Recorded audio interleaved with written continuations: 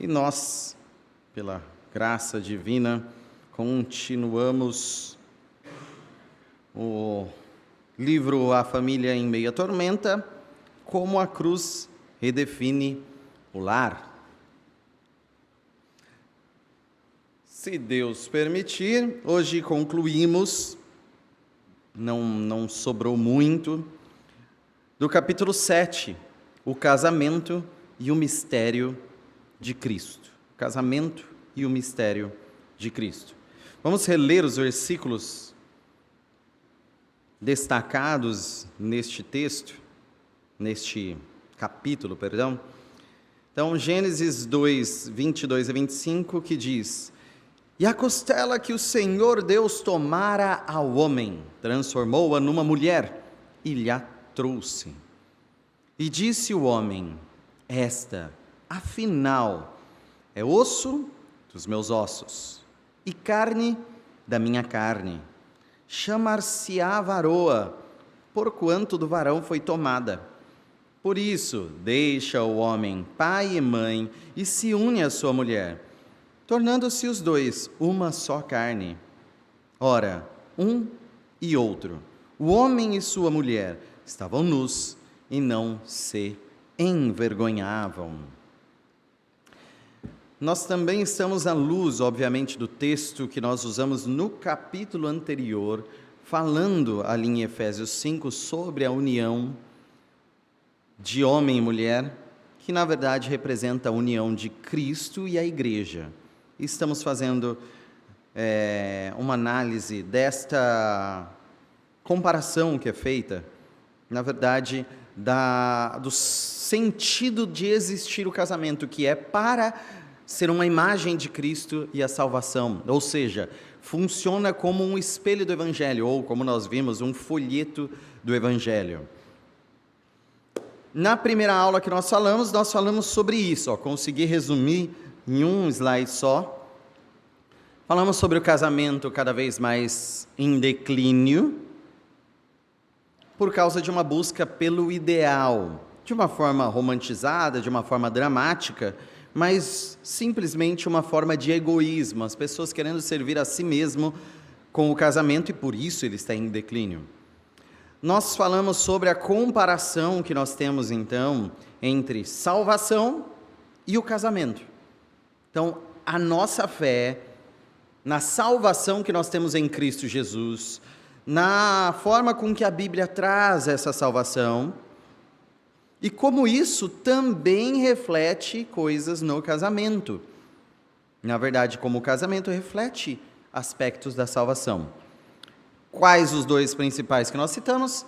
Aliança e conexão. Ou seja, aquilo que é externo, aquilo que é igual a todos, ou objetivo, e aquilo que é a conexão, aquilo que é intimidade e crescimento. E ainda na primeira aula falamos sobre essa parte da aliança, então externa e objetiva.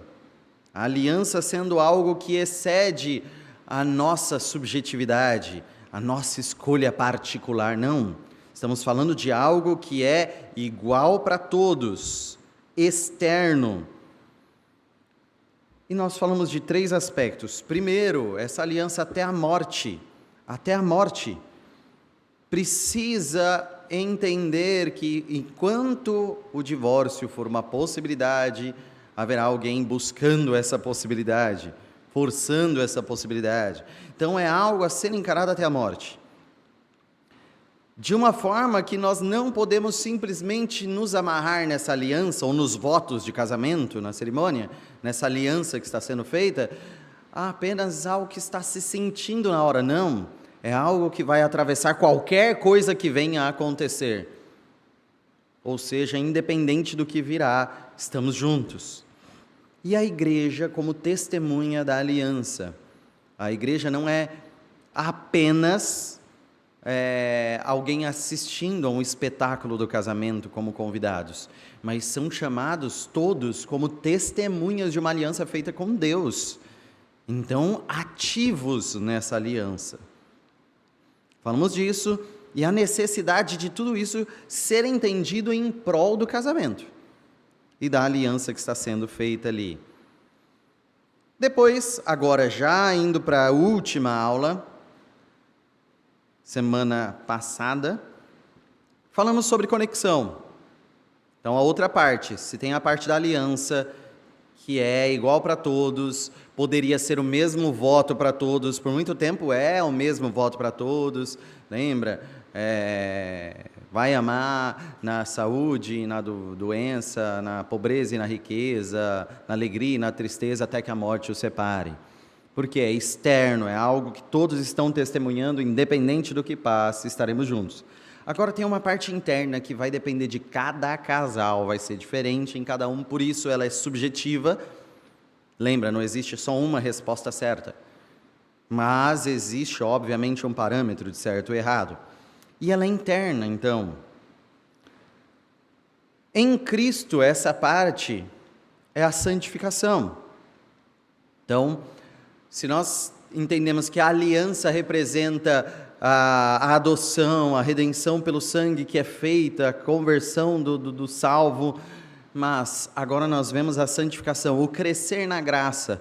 Todos os cristãos, depois de salvo, têm a mesma história exata, a mesma forma com que as escrituras são aplicadas no dia a dia, combatem exatamente as mesmas coisas, as mesmas tendências, cada um, mesmo pecado no mesmo momento, não. São histórias totalmente diferentes, que seguem o mesmo parâmetro geral que é as escrituras, e aplicada a cada vida de uma forma que só Deus mesmo conseguiria. O casamento também tem esse aspecto, onde os dois precisam também crescer juntos no contexto deles, nos desafios deles, e ficar cada vez mais íntimos, conectados. Você, no seu dia a dia, em santidade, ou seja, em santificação, vai abandonando o pecado, vai lutando contra o pecado, vai lendo as escrituras, você vai se tornando mais parecido com Cristo, você ganha intimidade com Cristo, conexão com Cristo, abandonando aquilo que você gostaria pelo pecado, e cada vez mais envolvendo esse relacionamento em conexão pela santidade. O casamento no dia a dia vocês também vão ganhando essa afeição, também vão ganhando essa intimidade, de pouco em pouco amadurecendo. Por isso que nós falamos que essa afeição dentro do casamento não é desprezível, ela é prezada pelas Escrituras, não desprezada pela Escritura. Ou seja, no casamento importa essa conexão. Então, o amor não é só aliança, também é conexão. O amor não é só declarei que amo, acabou, isso não muda nada em mim. Declarei a aliança, mas também vou viver crescendo nessa aliança. Isso nos mostra que não é só um amor adolescente, não é só aquele romanticismo piegas, não é só aquele falar como bebê ou ficar todo momento fazendo aquelas juras. Não é só isso, ele amadurece, é atravessar momentos difíceis também. Então, também não é só exigir da pessoa, olha, eu preciso, se eu casei, só porque eu exijo que você me supra, fisicamente, emocionalmente, mentalmente, e eu estou aqui para ser suprido no casamento. Não é só isso, não pode se tornar esse consumismo, mas é o crescer em uma só carne, é o crescer, o desenvolver-se em uma só carne, sob a aliança. Nos momentos difíceis, em que fica muito difícil e sumir todo esse romanticismo por causa da situação, no meio da tempestade, é a aliança que vai manter até as coisas ficarem melhor e novamente brotarem belamente. Então, é o enfrentar juntos sem estar pronto para. Então, a gente, chegando quase como terminamos a aula, vamos enfrentar juntos. Estamos prontos? Não. Estamos prontos para aquilo que vamos enfrentar juntos? Não, mas vamos enfrentar juntos. Isso é o casamento, esse é o maior desafio. Então, só lembrando dessa parte que o autor cita de si mesmo, quando do seu casamento, 22 anos, um jovem, ele fala, magrelo ainda, né? Eu não estava pronto aos 22 anos para consolar a esposa com os pais divorciando, depender dela para ser consolado na morte do avô querido, não estava pronto para não ouvir os batimentos cardíacos fetais na tela, não estava pronto para ouvir do médico que jamais teriam filhos, não estava pronto para descobrir que eles estavam errados e ter 5 filhos, não estava pronto.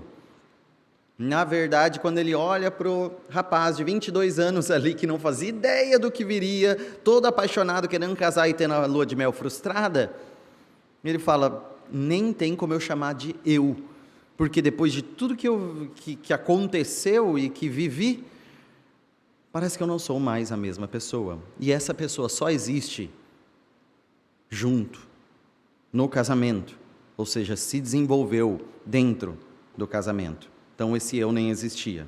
Abre aspas, não amadureceríamos o suficiente a fim de estarmos prontos para o que a providência nos havia reservado. Nunca. Não tem como, eu vou me preparar, vou fazer um curso intensivo para casamento e vou estar pronto para tudo que acontecer. Não tem como. O casamento é o projeto de amadurecimento, não amadurecer para o casamento, para estar pronto para tudo que virá no casamento. Óbvio que ele fala, tem que ter uma prontidão e um amadurecimento antes, que é aquele de, garanto que vou me dedicar a esse casamento até que a morte separe, a consciência da aliança. Mas nós necessitávamos um do outro. É isso que é necessário, um do outro, os dois juntos encararem. Precisávamos crescer juntos e saber que o nosso amor um pelo outro não consiste em ter tudo resolvido. O amor não consiste em ter tudo resolvido, é olhar problema, respirar e falar, e agora? Não tem o que fazer, vamos sofrer. Não tem como resolver, vamos sofrer. Esse boleto não dá para pagar. Respira fundo, a gente vai ter que encarar isso. Olha, essa doença não tem cura. Respira fundo, vamos encarar isso junto. Olha, nós temos uma grande dificuldade com o nosso filho e a gente não consegue dominar o nosso filho e fazê-lo uma marionete. Respira fundo, juntos nós vamos encarar. Quem está pronto para isso? Ninguém. Ninguém está pronto. Mas o casal deve desenvolver junto. Então, há um desenvolver de intimidade que requer junção lenta dessa vida junto, também vulnerabilidade e risco. E isso a gente vê em Gênesis 2:25. Ambos estavam nus, mas não sentiam vergonha. É essa intimidade de estar totalmente vulnerável perante o outro e não ter a vergonha. Então essa é uma realidade essencial do projeto de Deus de casamento ou para o casamento. Normalmente se tem embaraço, vergonha em respeito à nudez, mas nudez e vergonha, essa associação de nudez e vergonha, reflete muito ao anseio de ser igual a Deus. Ou seja, quando o ser humano pecou, sentiu vergonha e se escondeu. Por quê? Justamente porque queria ser igual a Deus e, abrindo-se os olhos para o bem e o mal, viram que eram incompletos e não eram Deus. Tiveram vergonha justamente, cita o autor, porque eles se viram metade. Eles são metade. Todos nós não somos completos igual a Deus, não somos autossuficientes igual a Deus, mas olhando os nossos corpos nus, homem e mulher, se vêem metade. Então, o casamento é unir complementares, é unir essas metades. Então, aqui paramos, tudo isso é só resgate. Algum comentário sobre tudo isso que falamos, da última aula, pergunta ou da penúltima aula, fiquem à vontade, tá? Quando nós falamos que homem e mulher são complementares, a gente pode, obviamente, pensar no sexo em si, na junção. Opa, os dois literalmente se encaixam. Não é só no X e XY, não é somente isso, mas também em pontos fortes e pontos fracos. E precisa ser assim. Eles devem se complementar. Então, amar ativamente, amar dentro do seu casamento, é conhecer esses pontos e trabalhar para harmonizá-los. Então, obviamente, quer dizer que a nossa tendência é tratar por estereótipos. Tem pontos positivos, sim, mas tem pontos negativos. Falar que todo homem, então, ele é o consertador do cano quebrado e toda mulher é a cozinheira. É sobre isso se complementar? Vamos entender, é sobre isso para todos? Não. Entendem isso? Não é sobre isso para todos. Mas isso tende a ser um padrão? Sim. As duas coisas não se anulam. É um padrão.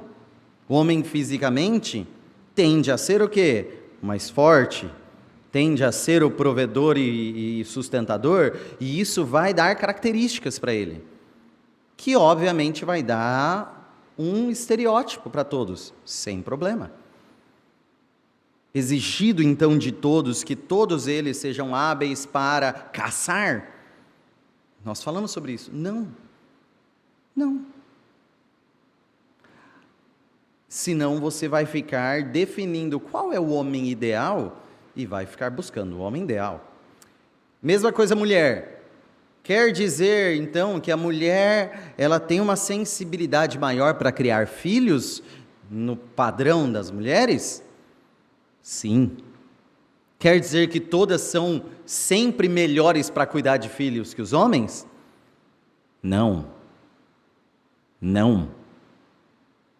Vai ter gente que não cai neste estereótipo.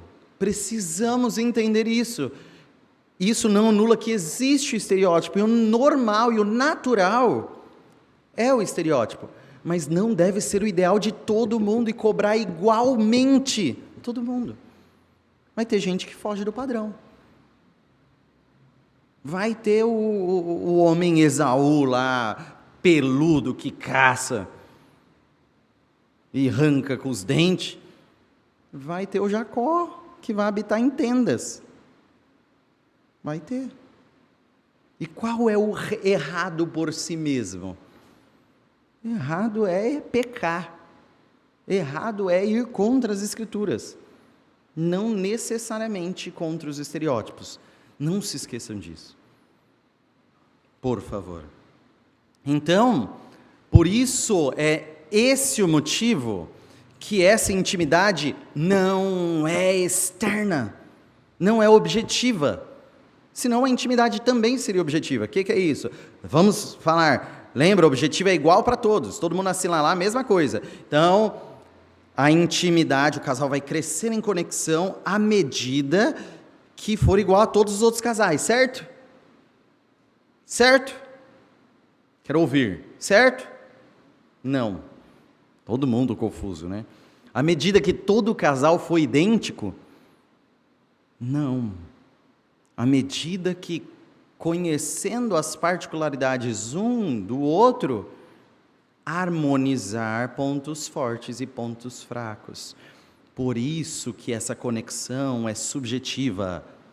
Por isso que não tem um padrão claro e rigoroso para todo mundo. E aí gera grandes problemas isso, porque muita gente vai começar a tratar por ideais. Então, o homem ideal é assim, a mulher ideal é assim. Olha, eu vejo naquela pessoa, ela está dentro da minha ideia de ideal. E eu tenho que cobrar para que o nosso casamento seja igual a todos os outros. Problema. Vamos lá. No que todos os casamentos serão iguais, idênticos, sem distinção. Na aliança, todos devem ser fiéis em tudo que enfrentarem, até que a morte os separe. A aliança é igual para todos. Agora, a conexão, a intimidade vai ser diferente. Então, vão ter que se conhecer.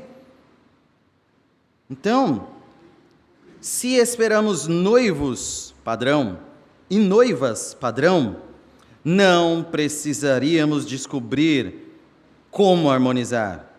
Está com aí, como harmonizar. Haveria uma receita, homens consertam, mulheres limpam, pronto, todo mundo está feliz. É isso. É isso, sincero, é isso. Ainda se espera isso? É essa receita? O autor, nesse momento, citando isso, ele fala de si mesmo, ele fala que ele é péssimo em consertar coisas.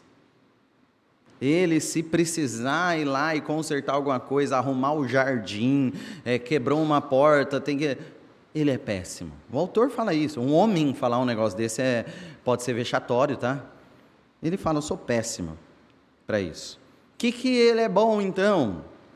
Na verdade, ele não se cita bom, né? Eu que estou falando, né? Mas realmente ele é bom. Ele fala, eu estudo, eu prego, eu escrevo. Todo mundo exige bastante isso de mim, e eu tenho feito ao longo do tempo, e é isso que eu dedico à minha vida. Pregar, escrever. A esposa dele, por sua vez, ela é extremamente tímida. Ela, se for falar para ela fazer algo em público, ela falece, cai dura. Agora, se for para trabalhar nos bastidores, ela faz tudo, ela arrebenta, ela carrega este homem nas costas. E ele fala, então eu conheço os pontos fortes e fracos dela. Ela conhece meus pontos fortes e pontos fracos. E aí, o que seria a intimidade ao conhecer isso? Realmente utilizar bem essa intimidade. Ele diz que intimidade é saber o que causa a alegria e dor no outro. E aí, o que você vai escolher? Causar alegria. Só que quem, mais do que o mais íntimo, consegue causar dor? Presta atenção, olha a responsabilidade disso. É a pessoa que mais detém informações íntimas para causar alegria e para causar dor. Por isso o casal geralmente é o que mais se fere. Porque conhece. E isso é importante justamente para consertar as coisas. Porque só se pode amar a própria carne quando se sabe onde está ferido. Você não vai, eu estou com dor aonde? Não sei. Eu vou te dar um remédio para dor de cabeça. Mas é que eu estou com o pé machucado. Não adianta. Então você tem que saber onde está ferido. Quem conhece as dores é o mais íntimo. É o que conhece mais internamente. Então, ajuda bastante a entender essa intimidade. Só que, geralmente, sabendo onde fere, ele fala, se eu chegasse da minha esposa e falasse isso, você está ficando igual à sua mãe. Eu sei que é muito particular dele falando isso, mas eu acho que isso daqui é muito comum, né? Se você chegar assim, você está parecendo sua mãe, fere bastante das mulheres, né? Não sei porquê, mas fere bastante. Então, nós precisamos, se nós conhecemos, nós precisamos usar a intimidade não para ferir, mas para alegrar. Responsavelmente conhecendo, você vai zelar para cuidar exatamente do que deixa essa pessoa vulnerável. Ele cita outro caso de um aconselhamento, que eu tentei deixar geral aqui. Se o sogro do cara, foi um adúltero terrível. Uma mulher teve o seu pai era um, vamos chamar, adúltero em série, que nem serial killer. Ele é um adúltero em série, ele fez absurdos traindo a esposa, a mãe dela. Como essa jovem cresceu? Suspeitando dos homens, achando que todo homem não presta e que só serve para destruir a vida. Casou. A esposa tem dificuldade, então, de entender. O cara fala assim, olha, assim, chega lá o trabalho termina às 18, ele chega lá 21 em casa. O que a mulher, o que esta mulher vai pensar dele? O que ela aprendeu a pensar de homens desde a sua adolescência. Então, esse cara pode falar, eu não sou o seu pai, não exija de mim o que você está suspeitando. Ou ele pode entendê-la na sua criação e buscar inspirar confiança com paciência. Qual ele vai escolher? Esta é a grande questão. Às vezes, isso vai significar o quê?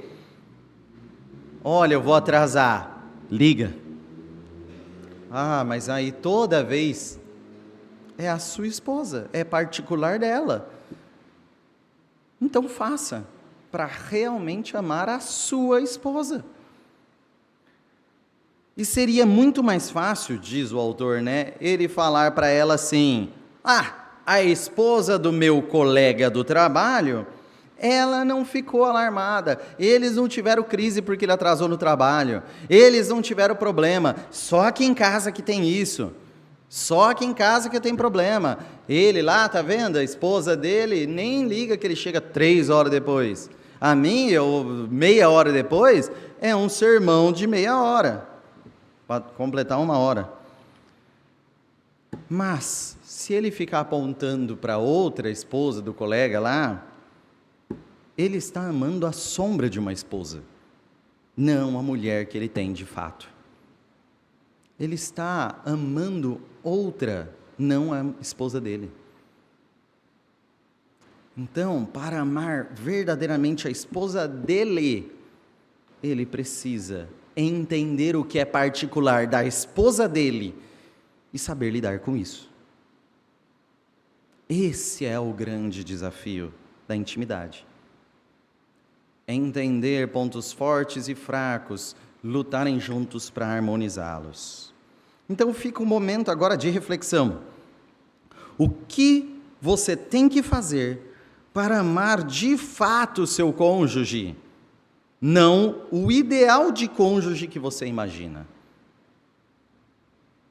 O que eu preciso fazer, conhecendo os pontos fracos e fortes do meu cônjuge?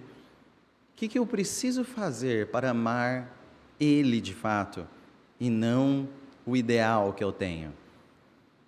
Quando eu penso na minha esposa, quais são os pontos dela que eu preciso fazer para amá-la de fato?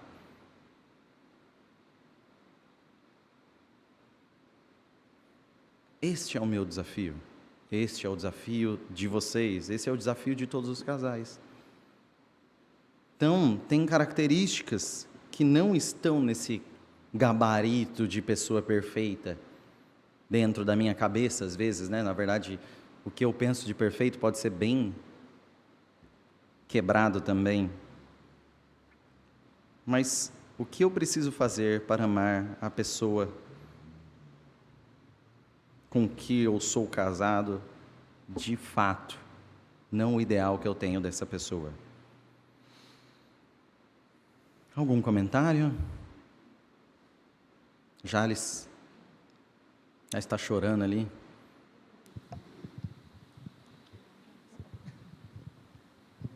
Não, você está falando sobre isso aí, estou aqui lembrando que o ser humano sempre é bem pilantra, né? Não pode dizer assim brincando, né? Porque muitas pessoas, vejo, aproveitam da bondade da pessoa, da sinceridade da pessoa, para amar para ganhar para si próprio. E a gente tem que ser muito justo. Eu não posso aproveitar da bondade de uma pessoa para poder levar vantagem. E o casamento tem muito disso. Às vezes as pessoas, minha mulher é boa, tal, posso fazer isso que ela não vai achar ruim, tal, e aproveita essa vantagem. Só que mais tarde a gente vai ser cobrado, porque a pessoa também vai acostumando, né? Então a gente tem que sempre procurar ser sincero com as pessoas, nunca aproveitar das bondades da pessoa, ser sempre honesto, principalmente quando se trata do casal, da família, né? Sim. E precisa esse desenvolvimento, se não vai cobrar mais tarde, né? Se não vai piorar as coisas. E isso não quer dizer aceitar erros ou pecados, tá? Deixando bem claro isso. Só como ressalva aqui que não é aceitar pecados. É aceitar características, pontos fortes e pontos fracos, específicos. Os dois crescendo em santidade, tá? Então, entendam isso. Também é importante ressaltar. Mas, algum outro comentário ou pergunta? Pastor Ciro?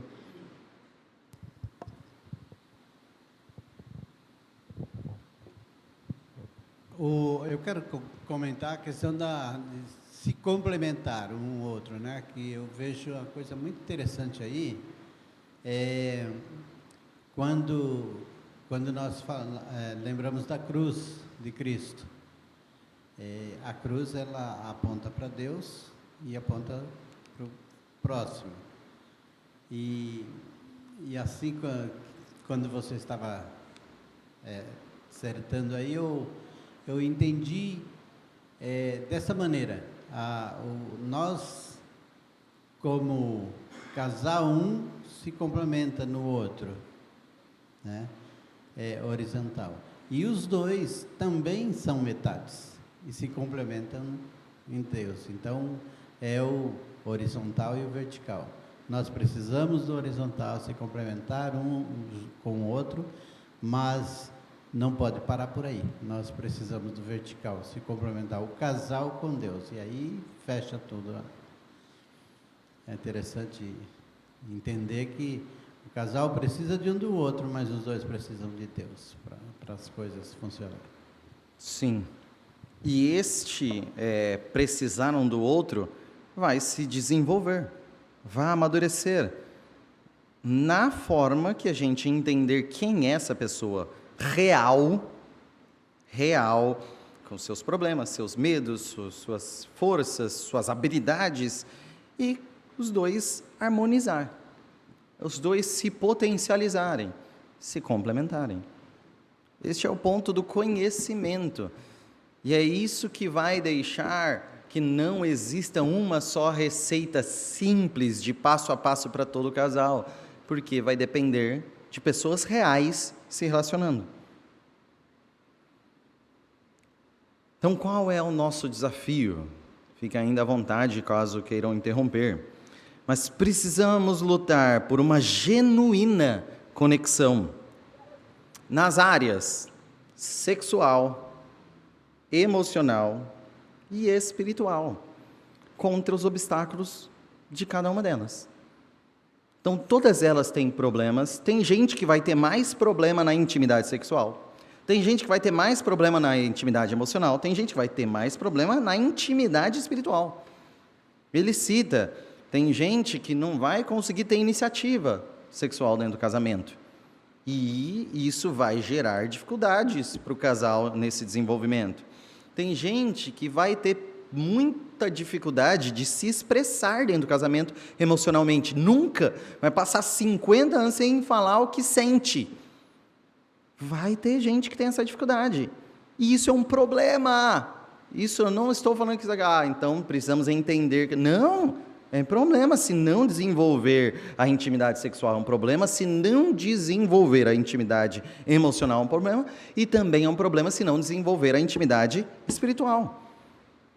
O próprio autor cita intimidade espiritual no sentido de que os dois poderem orar juntos, como cita as Escrituras, os dois conseguirem se desenvolver espiritualmente juntos, em intimidade, conhecendo, já que os dois se conhecem nas suas falhas, pontos fortes e fracos, que os dois desenvolvam essa intimidade. E ele fala, olha, eu consigo orar até com um mendigo na rua, mas como é difícil chamar para orar minha esposa particularmente.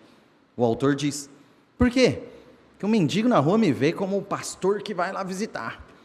A esposa conhece o homem que deixa a roupa fora do lugar. É diferente, a esposa conhece, e aí ele já chega tremendo perto da esposa.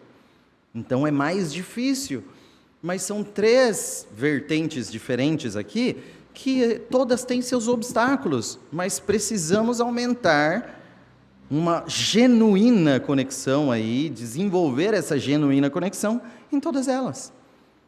Não podemos ser apáticos em nenhuma delas. Como é difícil. A gente vê a geração de hoje em dia, talvez seja mais fácil a emocional do que a geração passada. A geração passada, falar para um homem se abrir para a mulher emocionalmente, é mais difícil. É mais difícil. Mas precisa ambos cuidar disso. Ambos. Então, cada um tem seus desafios. Cada casal vai ter especificamente. Mas, entendo que permanecer nus, sem sentir vergonha, é ato de guerra. Essa frase aí de efeito do livro. Permanecer nus, sem sentir vergonha, é ato de guerra. Então não é fácil. Se conhecer, realmente estar nessa intimidade avançada, e não sentir vergonha um do outro, é a intimidade necessária. É entender, ele sabe das minhas vulnerabilidades, ela sabe das minhas vulnerabilidades, e está tudo bem, porque casamento é para isso. Casamento é para esse nível de intimidade, ambos estarem nus e não sentir vergonha. Vai vir espontaneamente? Vai vir automaticamente os dois presos na Lagoa Azul, na ilha? Não, não. Vai ser ato de guerra, vai ser luta do casal em meio a turbulências e buscando a santidade pelas Escrituras, pela Palavra de Deus. Então, a vida de casal não é um conjunto de ideais abstratos do seu próprio script de vida. Então, olha, eu estou escrevendo o meu script, né? A redação da minha vida aqui, naquilo que nós vamos atuar, e eu tenho um ideal. Igual aqueles livros de adolescente, o ideal de romance. Não é isso, nenhum casamento será isso, nenhum casamento será assim. O que é então a vida de casal? É uma união que acontece por meio de provas, lutas e cruzes carregadas juntas. Os dois juntos, permanecendo juntos, crescendo e amadurecendo juntos. Então, geralmente quando se fala de casais, e a gente tende a querer sempre ouvir de casais em alguns contextos cristãos aí. E tem, em contextos cristãos, gente que aconselha casais, certo? Tem, normalmente, esse ministério. O problema é que, aos montes que tem por aí, existem conselhos conjugais que são mais terapêuticos, são científicos, que são clínicos, até ginecológicos para intimidades. Então, tem a intenção de aperfeiçoar o convívio e a intimidade, vários desses conselhos, várias dessas ajudas. Sim, eles transitam geralmente entre algumas coisas sábeis, tá? A maioria, o autor coloca que a maioria tem sua sabedoria, sim. Só que tem vários bem superficiais, que são genéricos e coisas que nem proveitosas são só estereótipos. A gente tem de tudo sobre casais por aí, tá? Então, querem estudar sobre casais de uma forma superficial? Tem muita coisa. Tem muita coisa clichê aí. E tem muita coisa útil. Principalmente transitando entre os padrões, e vai ser útil para alguns e terrível para outros, tá? A mesma coisa pode ser útil para algum e terrível para outro. Mas o problema é que a maioria foca num problema secundário. Focam que não entendemos como viver juntos. Precisamos resolver, porque vocês ainda não entenderam o que é viver junto em casal. Precisamos fazer vocês entender o que é viver junto, entender o que é um homem e uma mulher vivendo junto, sabe? Você tem que entender. Aí tem o stand-up, vocês já viram, com certeza, não vou nem citar nomes, mas o stand-up de casais. O homem tem sua caixinha, tem que sentar no sofá e ficar meia hora pensando no nada. A mulher tem que entender isso. A mulher está tudo lá, um monte de pensamento ao mesmo tempo. O homem tem que respeitar que ela está pensando aqui e ali ao mesmo tempo. Isso é só stand-up de casais. Stand-up é comédia. Comédia de casais. É só comédia de casais. Vai servir para alguns padrões? Não vai servir para outros. E você pode dar risada. Só isso. Mas fica focando no viver juntos. Com alguns conselhos bons, outros superficiais. Só que o que a gente precisa entender aqui é mais um momento terapêutico ou clínico de viver juntos? Não. O que as Escrituras nos trazem é diferente. O principal problema é que não entendemos bem o bastante o Evangelho que nos salvou e que fomos chamados para levar ao mundo. Esse é o principal problema dos casais. Nós precisamos olhar essa frase com toda a complexidade dela e entender que o maior problema da vida em casal não é aprender como viver junto, é aprender o Evangelho.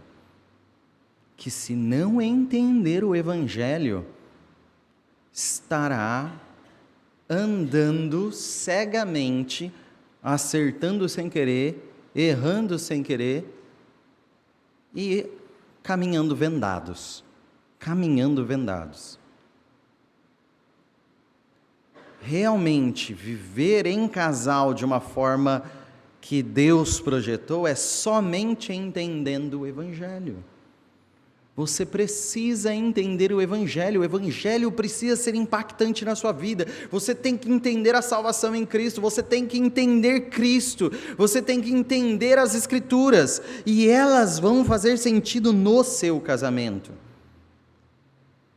Ou os céus, ou o inferno. Então você precisa entender Jesus como o caminho para os céus. E o casamento como um anunciador dos céus, do Evangelho de Cristo. Sendo assim, aqui, casado ou não, você deve apoiar e elevar o casamento. A responsabilidade é de quem na igreja? Todos, casado ou não, apoiar e elevar o casamento dentro da família de Deus. Fazer um trabalho de prestação de contas para que cumpramos nossas palavras. A responsabilidade é de todos. O casamento não é um segredo dentro da igreja. Como está a sua vida de casal não é algo que pertence só a você e seu cônjuge, estando vocês membros da igreja. É algo que interessa a toda a igreja. Vou repetir calmamente. O seu casamento é algo que interessa toda a igreja. É necessário para a santificação, é necessário para a pregação do Evangelho, é necessário para cuidarmos uns dos outros. Então, e quem não é casado? Amparar, entender o casamento nesse sentido, apoiar e elevar o casamento, na prestação de contas, no amparo, no auxílio, na compreensão. Então, precisamos ver a imagem de um Cristo unido à igreja, em uma só carne, na alegria e na tristeza. Isso é ver o Evangelho, isso é ver o casamento. Se você olha para o Evangelho e vê um Cristo unido à igreja, em momentos de alegria e tristeza, você tem que olhar para o casamento e ver o casal unido, crescendo em uma só carne, na alegria e na tristeza. E aí você está zelando pelo Evangelho. Você está cuidando do Evangelho. Irmãos, isso daqui não pode ser palavra ao vento. Isso é a maior dificuldade. Não pode ser uma informação qualquer.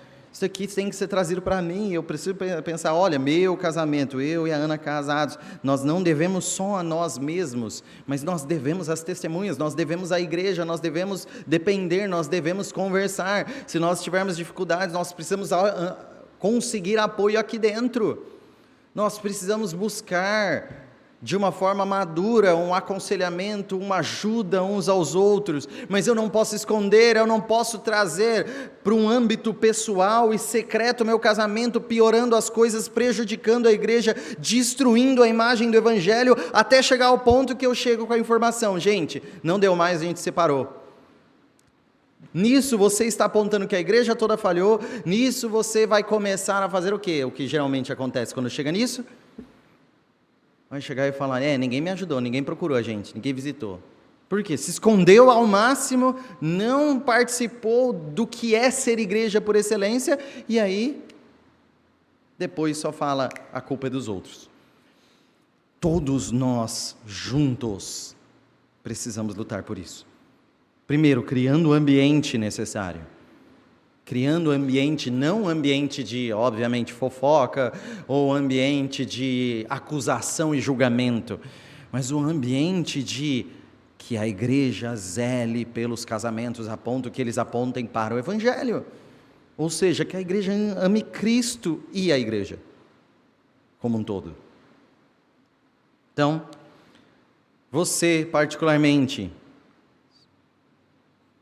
precisa encontrar paz e realização dentro do casamento. Seu casamento não é para ser um martírio a vida toda. Eu casei porque eu gosto de sofrer. Pensa num homem que tem prazer na dor, a gente chama de masoquista, né? Aquele que tem prazer na dor. Ou talvez você seja o sádico, né? Tem prazer em machucar outra pessoa, em destruir a vida de outra pessoa. Então, só encontraremos paz e realização no casamento ao pararmos de esperar que Ele atenda às nossas necessidades e enxerguemos a guerra para encontrar contentamento no Evangelho. Nós precisamos entender que é uma guerra de nos contentarmos com o que temos em prol daquilo que apontamos. Nos contentarmos com o que temos em prol daquilo que apontamos. É pegar na mão e falar, vamos a Cristo. É amparar um ao outro e direcionar ao Evangelho. Isso é contentamento. Isso não é olhar para a grama do vizinho e falar, olha, é mais verde. Não estou satisfeito com a minha. Não é sobre isso o casamento.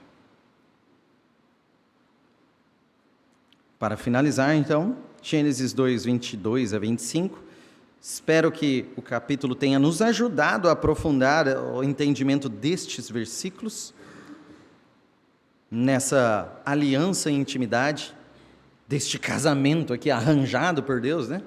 Esse foi um casamento arranjado por Deus. E a costela que o Senhor Deus tomara ao homem, transformou-a numa mulher, e lhe a trouxe. E disse o homem, olha, apaixonado, hein? Primeira vez que vi a mulher, esta, afinal, é osso dos meus ossos, e carne da minha carne, chamar-se-á varoa, porquanto do varão foi tomada. São um só, devem crescer como um só. Por isso, Deixa o homem pai e mãe, lembra, é traumático isso, né? Deixa o homem pai e mãe e se une à mulher. Existe uma união aqui de abandonar e reconstruir boa parte da sua identidade, tá? Então, sua identidade agora é sua união com a mulher, tornando os dois uma só carne, em aliança e conexão. Ora, um e outro, o homem e sua mulher, estavam nus e não se envergonhavam.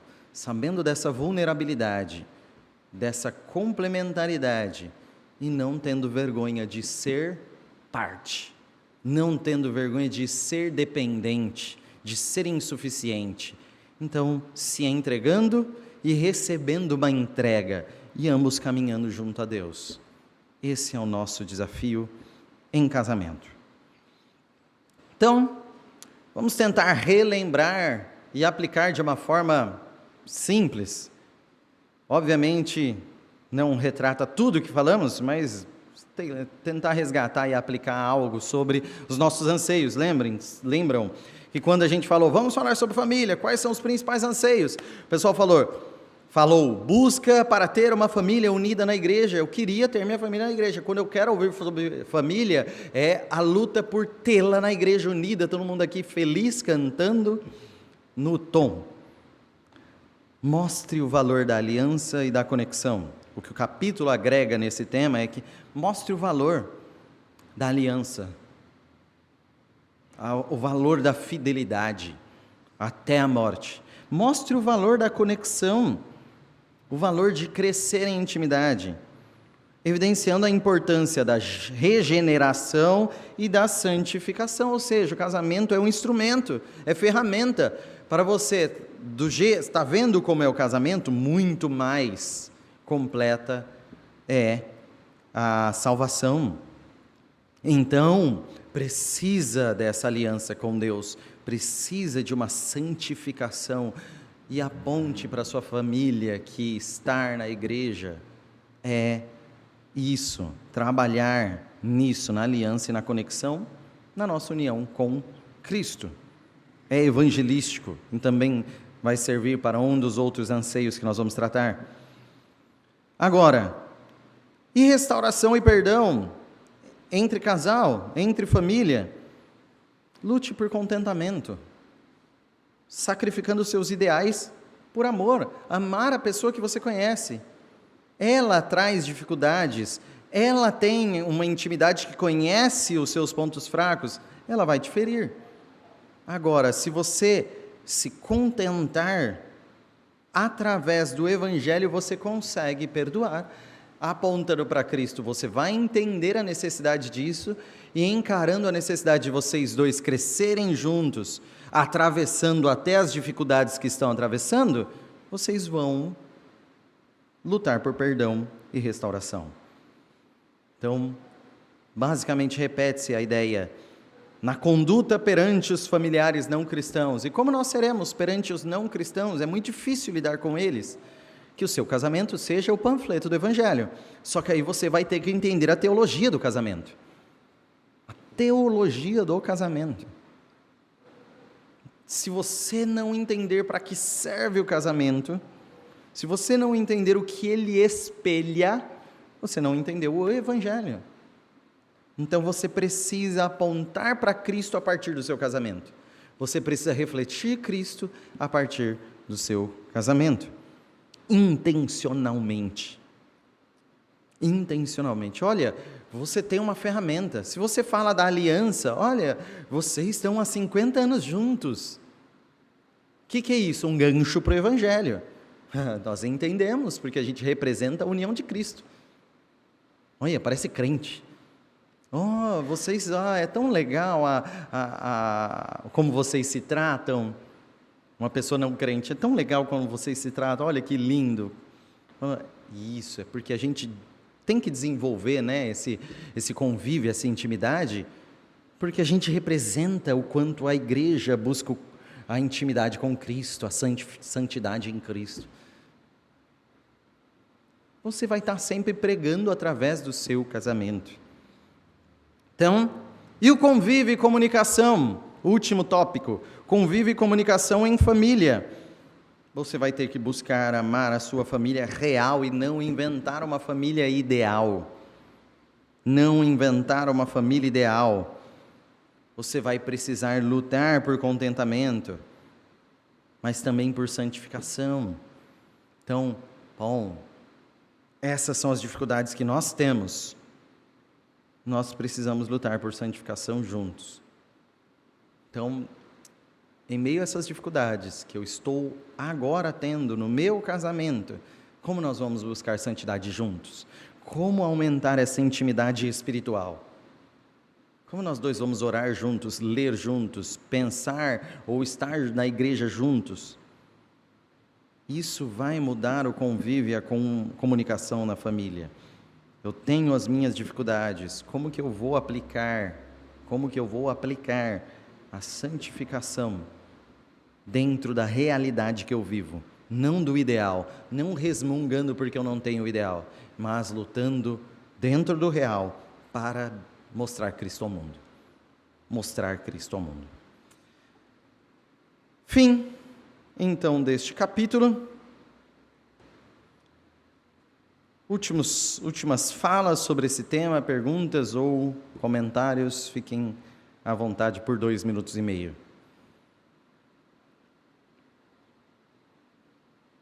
Amém, isso também.